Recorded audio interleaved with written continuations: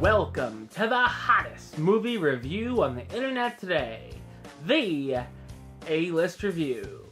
I'm your host, the game changer, Wes Troop, and today I am back with a review of a movie that I didn't get a chance to see in the first time it's run in theaters, because my movie theater was closed, but now the idiots are back open.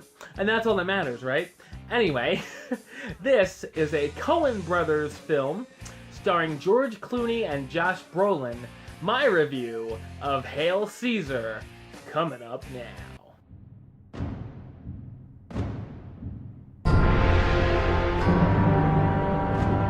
In 1951, a movie studio known as Capitol Pictures is going through tons of drama.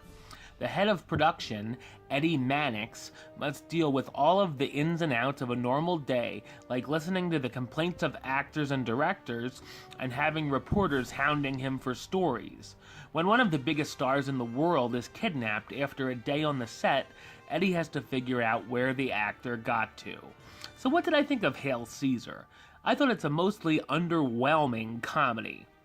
I expected to really enjoy the movie based on its cast, directors, and the fact that it takes place in old-school Hollywood. In the beginning, I was intrigued and was along for the ride, but by the midway point, it loses its focus and the plot loses all cohesion. By the preview, I expected it to be a movie that centered around George Clooney's character and his disappearance. While that's one element that does happen, it's just one of the many storylines going on.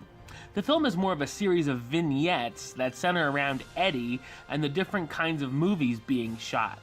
It would have made sense if the subplots all tied together in some way, but that doesn't exactly happen. Some of the stories work well, and some are just sort of there for unneeded star power cameos. Some of the big names of the film seriously only get about 5 minutes of screen time. The film is really a love letter to the 1950s Hollywood from the Coen brothers, which sounds like a fine idea, but after a while the movie feels just like a private joke between the filmmakers. There are some laughs, including a scene with a Western star trying to act in a serious British drama, but even some of the jokes here go on a little too long. The talented cast give good performances, including Josh Brolin as Eddie Mannix, the movie studio's head of production and fixer who tries to keep actors' scandals out of the press, George Clooney as Baird Whitlock, the top star of the new biblical epic who is being held ransom by a group known as the Future, Alden Ehrenreich, who you may know as the new young Han Solo, coming up as Hobie Doyle, a Western star the studio wants to branch out into other genres, Ralph Fiennes as Lawrence Lawrence, an acclaimed drama director who's given Hobie to work with, Scarlett Johansson, as Deanna Morin. This is my favorite character in the movie, by the way. A musical swimming star who becomes pregnant during filming.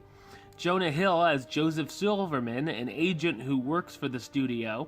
Channing Tatum as Bert Gurney, the star of a sailor musical. And Tilda Swinton as both Thora and Thessaly Thacker, twins who write gossip columns. There were things I enjoyed about the film, and it will certainly has its fans, but I felt Hail Caesar is too much of a mess to salute. I'm gonna give it the rating of meh. It's okay. Alright, well that's the show. Come back tomorrow when I'm gonna review another movie. But until then, don't forget to subscribe right here on YouTube. youtube.com/westside515. You can like the show on Facebook, facebook.com/WesTroopAlist. And of course, you can follow me on the Twitter and the Instagram @WesAlist. Until next time, Troop out.